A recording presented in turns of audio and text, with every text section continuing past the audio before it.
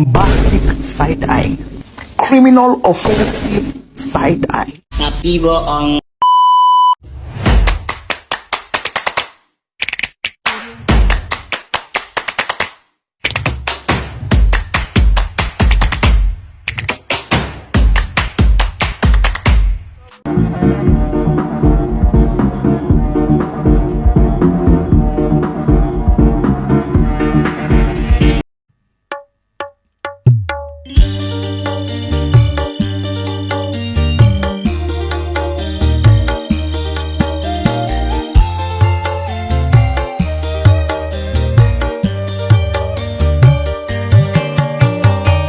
Sejarah Konstitusi Indonesia. Apa itu konstitusi? Istilah konstitusi dalam banyak bahasa berbeda-beda. Seperti dalam bahasa Inggris Constitution, dalam bahasa Belanda Constitutie, dalam bahasa Jerman Constitution, dan dalam bahasa Latin Constituti, yang berarti undang-undang dasar atau hukum dasar. Jadi, konstitusi merupakan hukum dasar tertinggi yang memuat hal-hal mengenai penyelenggaraan negara. Dalam ungkapan lain, konstitusi adalah kerangka kerja atau framework dari sebuah negara yang menjelaskan tentang bagaimana menjalankan dan mengorganisir jalannya pemerintahan. Konstitusi pada umumnya dibagi menjadi dua jenis, yaitu tertulis dan tidak tertulis.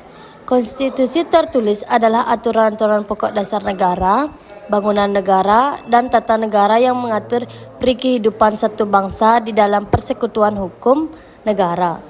Konstitusi tidak tertulis disebut juga konvensi, yaitu kebiasaan ketatanegaraan yang sering timbul dalam sebuah negara.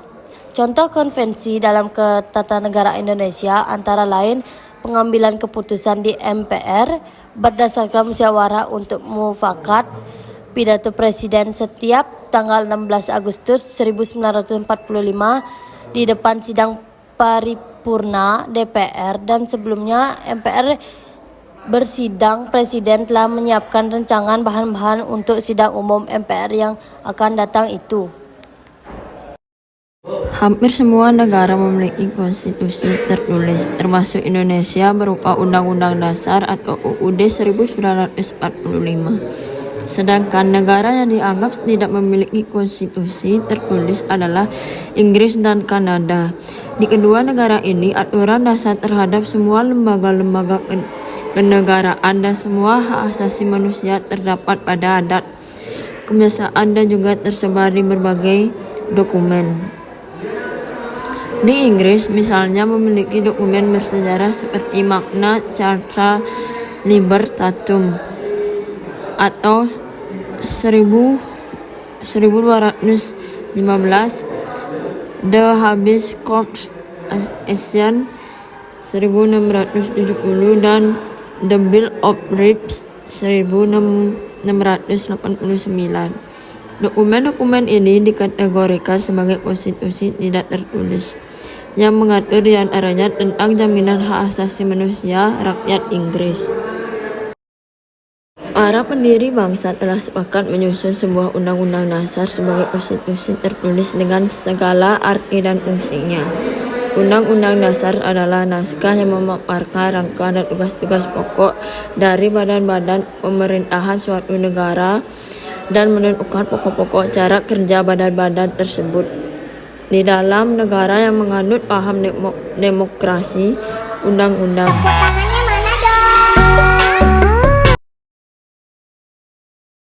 yaitu membatasi kekuasaan pemerintah agar penyelenggara kekuasaan tidak bersifat sewenang-wenang. Dengan demikian, diharapkan hak-hak warga negara akan lebih terlindungi. Gagasan ini disebut dengan konstitusionalisme. Konstitusi Indonesia dikenal sebagai Revolution Gradual, yang bermakna bahwa Undang-Undang Dasar Negara 1945 mengandung gagasan revolusi yang berwatak nasional dan sosial. Tujuannya adalah dekolonisasi dan perubahan sosial ke arah terwujudnya keadilan sosial bagi seluruh rakyat Indonesia. Negara Indonesia penganut paham konstitusi konstitusionalisme sebagaimana ditegaskan pada dalam pasal 1 ayat 2 Undang-Undang Dasar Negara Republik Indonesia tahun 1945 yang berbunyi kedaulatan berada di tangan rakyat dan dilaksanakan menurut Undang-Undang Dasar. Konstitusi adalah hukum dasar yang dijadikan pegangan dalam penyelenggaraan pemerintah negara. Oleh karena itu, konstitusi bukan undang-undang biasa. Konstitusi tidak ditetapkan oleh lembaga legislatif biasa, tetapi oleh bahan khusus dan lebih tinggi kedudukannya. Pertama kali dipersiapkan oleh BPUPKI. Hal itu dilakukan pada masa sidang kedua, tanggal 10 Juli sampai 17 Juli 1945. Saat itu dibahas hal-hal teknis tentang bentuk negara dan pemerintahan baru yang akan dibentuk. Dalam masa persidangan kedua tersebut dibentuk panitia hukum dasar dengan anggota 19 orang yang diketuai oleh Insinyur Soekarno. Kemudian panitia ini membentuk panitia kecil lagi yang diketuai oleh Supomo dengan anggota terdiri atas Wongsonegoro, R. Soekardjo, A.A. Maramis, Panji Singge, H. Agus Salim, dan Sukiman. Penjelasan Supomo antara lain mengenai betapa pentingnya memahami proses penyusunan Undang-Undang Dasar. Paduka Tuan Ketua, Undang-Undang Dasar negara manapun tidak dapat dimengerti sungguh-sungguh maksudnya Undang-Undang Dasar dari suatu negara. Kita harus mempelajari juga bagaimana terjadinya teks itu, harus diketahui keterangan-keterangannya dan juga harus diketahui dalam suasana apa teks itu dibikin. Dengan demikian kita dapat mengerti apa maksudnya. Undang-undang yang kita pelajari, aliran pikiran apa yang menjadi dasar undang-undang itu. Oleh karena itu, semua pembicaraan dalam sidang ini yang mengenai rancangan undang-undang dasar ini sangat penting oleh karena segala pembicaraan di sini menjadi material, menjadi bahan yang historis, bahan interpretasi untuk menerangkan apa maksudnya Undang-Undang Dasar ini. Undang-Undang Dasar 1945 dirancang sejak 29 Mei hingga 16 Juli 1945. Bersamaan dengan rencana perumusan dasar negara Pancasila oleh Badan Penyelidik Usaha-usaha Persiapan Kemerdekaan BPUPK.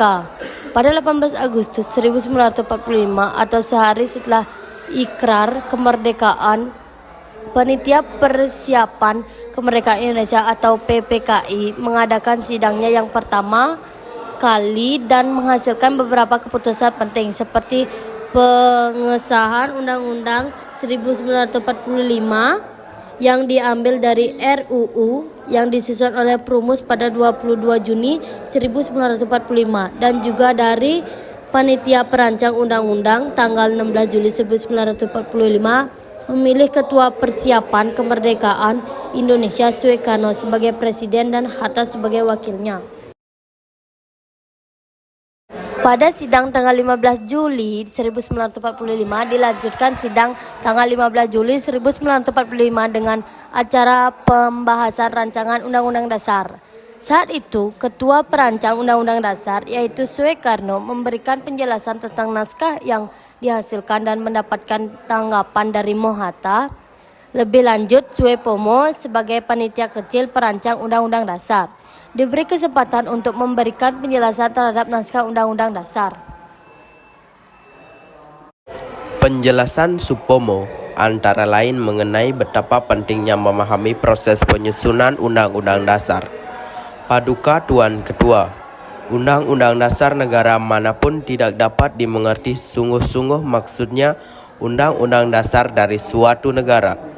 Kita harus mempelajari juga bagaimana terjadinya teks itu, harus diketahui keterangan-keterangannya dan juga harus diketahui dalam suasana apa teks itu dibikin.